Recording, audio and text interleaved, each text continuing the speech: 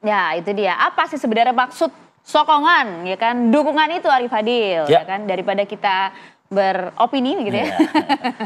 Langsung saja ya. Langsung saja. Ini dengar sudah opini yang lain juga. Opini yang lain juga. Sudah hadir nih ya narasumber kami, sudah ada Bang Silverster Matutina, penggagas gerakan Tegak Lurus Jokowi. Betul ya Bang? Ya, terima Selamat kasih. pagi, Terima kasih sudah hadir, Selamat Bang. pagi, Bang Arif. Selamat pagi, Maria. Selamat pagi. Dan juga sudah hadir ada Bang Pangi Syarwi Caniago, nih analis politik di Fox Pop Center. Selamat pagi, Bang Pagi Pangi. Mbak Aya, Bang Arif Fadil, Bang Silvester. Waduh, sudah siap nampaknya ya. Siap, komentar siap. Bang Silvester, jadi apa sebenarnya maksud Pak Jokowi tersebut begitu? Kenapa totalitas habis-habisan betul begitu memastikan pemerintahan berikutnya ini betul-betul mengawal berbagai program kinerja dari Pak Jokowi sendiri gitu? Ya, jadi memang dari awal Pak Jokowi itu mendukung Pak Prabowo ya. Dalam hal ini kita sering berdiskusi, bahkan itu di 2021 ya, tepatnya ketika COVID kedua melanda, bahwa harus ada sosok yang bisa membawa Indonesia menuju kemajuan atau Indonesia maju. Karena kita ingin agar bonus demografis ini benar-benar jangan sampai Indonesia ini menjadi negara gagal seperti Amerika Selatan dan negara-negara di Afrika. Nah, dalam perjalanan memang akhirnya sebenarnya ada dua sosok yang kita inginkan ya. Selama berdiskusi itu dengan Pak Jokowi itu yaitu Pak Ganjar dengan Pak Prabowo. Ya. Tapi dalam situasi akhirnya kita memilih Pak Prabowo. Dan mungkin ya kita ini juga yang mendukung Pak Prabowo ya.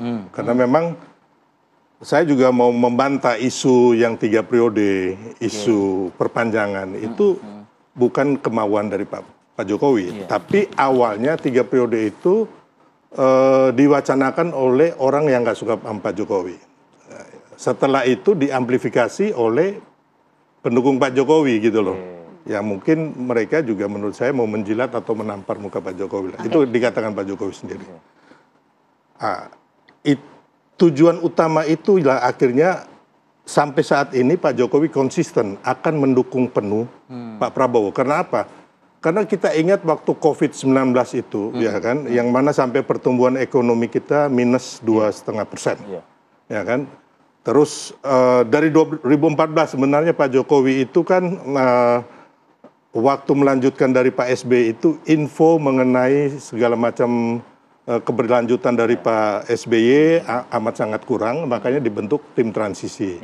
Termasuk ruang fiskal yang tidak cukup untuk Pak Jokowi membangun, ya kan. Terus 2020 yang kedua, ya kan, COVID ya, COVID dan ya makanya Pak Jokowi merasa belum bisa merealisasikan semua keinginan dan janji kampanye beliau. Makanya sosok Pak Prabowo ini yang kita pilih. Kenapa? Beliau Pak Prabowo itu ternyata mempunyai visi misi, gagasan mengenai kemajuan Indonesia itu sudah lama juga, ya kan, yang ada tertuang di beberapa buku beliau yang harusnya kita bisa lihat di situ. Jadi dianggap bisa melanjutkan program kerja di Pak Jokowi begitu? Ya, jadi sosok Pak Prabowo ini sosok yang mandiri ya, tidak bisa diintervensi oleh ketua umum atau pemilik partai. Nah itu dia Bang, tapi berbagai sokongan dukungan habis-habisan Pak Jokowi untuk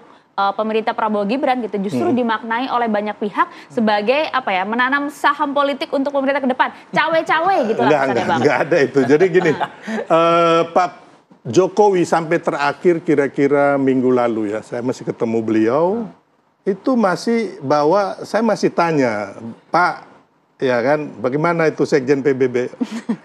Mas, saya mau pulang kampung. Itu yang kita lihat. Jadi berkali-kali, termasuk cawe-cawe yang saya juga pernah nanya habis pemilu, sampai kemarin saya masih tanya, ya kan, Pak, Bapak pernah nitip menteri ke Pak Prabowo.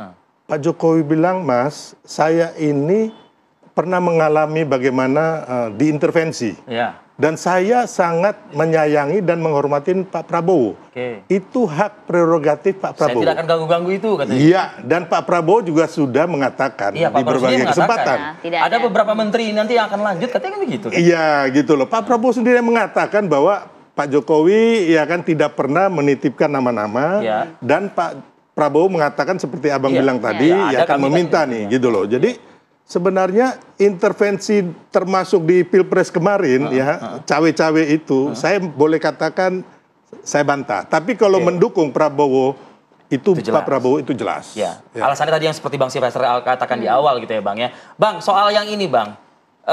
Isu keretakan juga. Jadi Bang sampai harus Pak Jokowi mengatakan sokongannya seperti itu. Enggak, jadi isu keretakan ini kan sengaja diembuskan ya kan. Tapi kita tahu Pak, Anda tahu nggak, relawan tahu nggak siapa yang mengembuskan?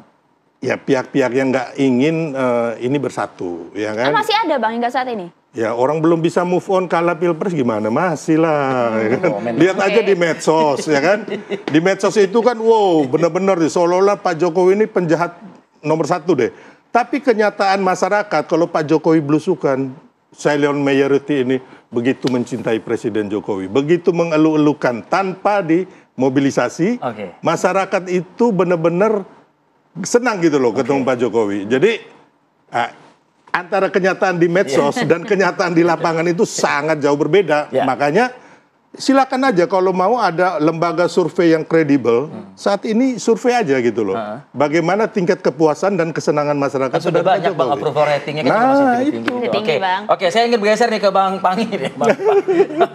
Kalau Anda melihatnya, ini benar nggak sih ada isu keretakan, cawe-cawe yang tadi ditanyakan dan dijawab oleh Bang Silvester? Anda melihatnya di klasternya di mana nih? Sampai ada sokongan yang Sampai harus berkali-kali tuh ya ditekankan ya gitu loh, untuk membantah itu. ingin menyampaikan kepada publik bahwa tidak ada apa-apa, saya mendukung, menyokong gitu loh. Ya seperti yang Bang Arif Padil lihat ya dari awal itu Pak Prabowo sendiri kan mutual understanding sama Pak Jokowi. Konteksnya begini, saya tidak akan maju kalau bukan Pak Jokowi yang dukung kan gitu. Itu kan clear di awal. Di situ sebenarnya udah kelihatan titik starting point-nya di situ. Ya. Bahwa memang level confident Pak Prabowo tidak terlalu kuat ketika memang tidak disokong oleh Pak Jokowi gitu. Jadi itu yang membuktikan betapa pentingnya bagi Pak Prabowo sosok figur Pak Jokowi pada konteks. Dan kita tahu ya, yang sering naik mobil bareng dulu itu bukan Prabowo loh, itu Mas Ganjar. Jadi itu fakta, kemanapun Pak Jokowi 10 tahun itu naik mobilnya itu sama Mas Ganjar. Ada dengan Pak Prabowo, tapi saya lihat tidak terlalu dari hitungan interval waktunya nggak terlalu Palingannya banyak. berapa lah? Ya untuk ya artinya itu selalu dibawa lah Ya, kemana-mana. oke. Artinya nempel lah Ya. Pak Ganjar dengan Pak Jokowi. Tetapi lagi-lagi di dalam keputusan politik tidak banyak yang kebayang gitu akan Pak Prabowo akan disokong habis oleh Pak Jokowi pada kepengurusan beliau.